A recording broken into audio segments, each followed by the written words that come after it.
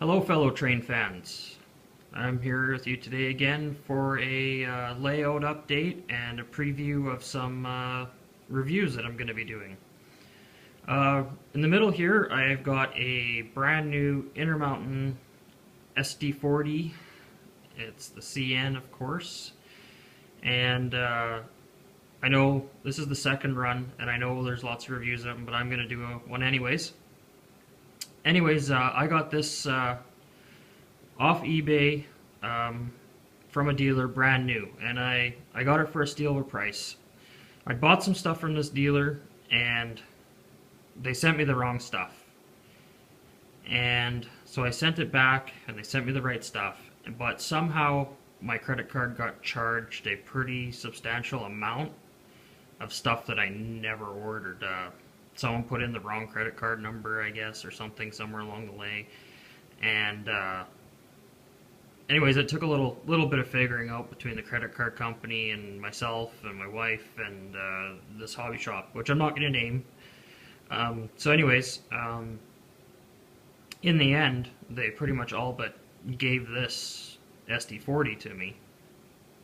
So what I was able to do, since it's a non-sound, is I ordered the Tsunami soundboard for it, and I'm gonna try. I got a couple bass reflex speakers coming. I'm new to this. I don't know what sizes will fit and stuff like that, and I hate trying to measure and going wrong. So I ordered a couple different sizes and shapes and stuff because eventually I'm gonna use them anyways. So I've got a Bachmann GP38 and Canadian Pacific that's just straight DC that I'm gonna do as a challenge to myself, and I'm gonna DCC and sound it. It's just a cheap Bachmann I got for 20 bucks off eBay, so if I ruin it or something, it's no big deal. I'll pull the guts and make it a dummy. So anyways, I'm gonna do a review on this one, and I wanted to show this guy, my MP15 AC. Athearn Genesis.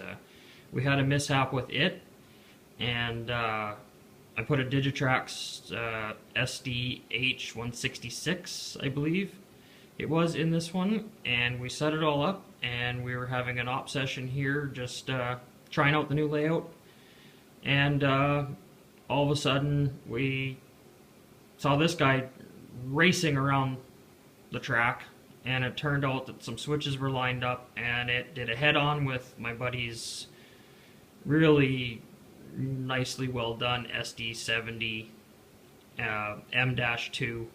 It was custom painted and custom sound and weathered and light upgrade and all, just beautiful. And this little one here smashed into it, broke the front pilot right off, and did a whole bunch of damage to it and busted the Katy coupler on it and all that, and then it derailed, and over on the other side of my layout I didn't have the panel board, the edge up, and my rails are pretty close to the edge, and didn't figure it was a big deal. We're not running trains real fast, just basically, you know, crawling around, so I didn't get it up yet. Anyways, he went off the tracks and he hit on the outside track my grain car consist, and took 8 cars and took them to the car. He held on just barely, and anyways, 8 cars went to the concrete, and yeah, they were all pretty much junk after that. So I stripped trucks and couplers and walkways and stuff off them and junked them because well, to sit down there and glue all those pieces together, it's just not worth my time, and they would look awful anyways. But I tried my hand at repairing this guy. I'm not going to try and get real close and show everything with the iPhone because it's not going to work. Anyways, you can see that it's a little crooked. I glued it back together the best I could, and anyways, Digitrax, well, I'm not sure. They're mulling some things over about sending me a new decoder. They think what happened is I didn't go in and change the CV from DC to DCC and all that, but my buddy did it, and he has like 200 locomotives, and most of them have Digitrax decoders, and we went in and reconfirmed that that was done. I'm not sure what it all entails. He's the guy that does all my decoder setup. Anyways, they're saying that this has happened before and all that, and I question why there isn't some big red card in the package that says, hey, you must do this if you're running DCC, or hey, you can end up costing yourself a lot of money. Because what happened was, I bought the Locomotive, the SD70. I gave him money to replace it and junked the shell because it was really not worth fixing. And so I've got an SD70 M-2 frame. So if anyone has a shell in CN for that, send me a message. I'd love to pick that up. Anyways, so not real happy with Digitrax. It's taken them a while to get back to me and stuff. It's been coming up on 2 weeks now. So anyways, that will be my last Digitrax purchase. I just have a basic NCE starter system here, and I need to expand, and I was gonna go Digitrax, but even if they are better than NCA, some people say, I'm not going to, because I just don't trust their stuff now, and I don't trust that they aren't going to try and blame me for what happened. Anyways, I had a North American Railcar Corporation car that went to the concrete, and when I told Dan about what happened, I bought the decoder from them, and they're in contact with Digitrax and trying to get me a new decoder and everything like that. When he heard that that had happened, he, without hesitation, said, I'm going to replace the car for you, free of charge. I feel bad.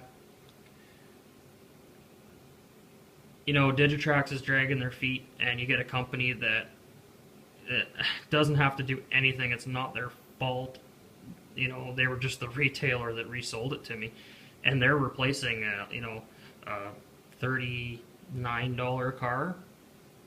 So that's customer service. And you know what? If anyone ever has any, I don't know, I'd say doubts about ordering from PWRS, which is the retailer of North American Railcar, go get yourself a Porter's account and do that, because man, they are customer service driven, and Dan and Nina there are top notch. So anyways, I had a little mishap, and I have second-degree burns on my right hand, and I was just starting to build my own turnouts here. My last layout I built them, and I bought some this time, but I'm not real happy with the bought ones, even the Pico and all that. So I am building my own, and well, they work pretty good. I've built a few in the past. This is the first one that I was building before I injured my hand. So yeah, I'll be doing a few videos on building these. This is a number 6. I have some curved ones, and the next one I'm building is a 3-way. So anyways, I might build some extras for some people. So if you want one, maybe let me know. I sit down and I build a whole bunch at a time, so maybe if you want one, let me know. Okay, so the next thing is I'm going to be doing a review on my newest purchase, a GP40-2L, right after this video, and I'm going to do it with my iPhone. I know it won't be the greatest, but I am going to pick up a new camera today, right after I'm done the videos. So it won't probably be full HD, bells and whistles, multi-$1,000 camera, but I'm going to get the best one I can. Had an incident, and a bunch of our stuff is no longer with us, and we're slowly trying to replace it. So that's that. I picked up, I don't know, probably about 35 more pieces of Pico Code 83 Flex Track. And I have about 40 pieces of Atlas, which I'm trying to just use in the yards and stuff like that. Because I find that the North American Railcar Corporation cars with the narrow semi-scale wheels doesn't really run all that well in the Atlas track. It runs great on the Pico track. So I'm going to try phasing out anything on a main or branch to Pico instead of Atlas. The other thing I picked up was this Woodland Scenics Roto wheel cleaner. Didn't really know if it'd work all that well. It is pretty amazing. I quite like this little tool. My layout is in a barn, and it's old, and it's very dusty, and I don't feel like doing all 20-something by 12 feet wide of covering it with plastic every time I come in and out. So I got that, and I also got one of their new rail cleaners, their Tidy Track rail cleaner. That works okay.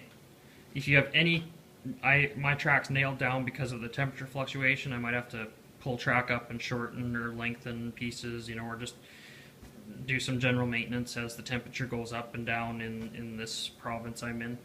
I try to keep some heat in on all the time above freezing, but anyways, if a nail head is sticking up ever so slightly above the tie, it will catch on it. So what I've had to do is on the bottom here, on the pads, is cut out.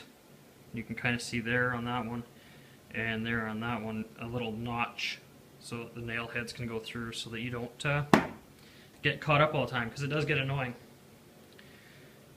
So yeah, that's basically that. I want to give a shout out to West Coast Rails. I've been talking to him, and he's a great guy. Also, sorry for the pronunciation here, JLW 2000. You guys all probably know him. Helped me out. I lost a bunch of locomotives in the incident that we had, and he helped me find a couple of the rarer ones, and just a great guy to talk to. And last but not least, BNSF 6951, Vinny. Been watching your scratch built videos and talking to you a bit, and you're a class act. So I hope your hand recovers soon, because we're kind of in the same boat right now. So anyways, I'm going to end this, and I am going to start the GP40-2L review. There won't be an unboxing or anything, because I don't have a tripod, like I said, and I'm kind of gibbled right now.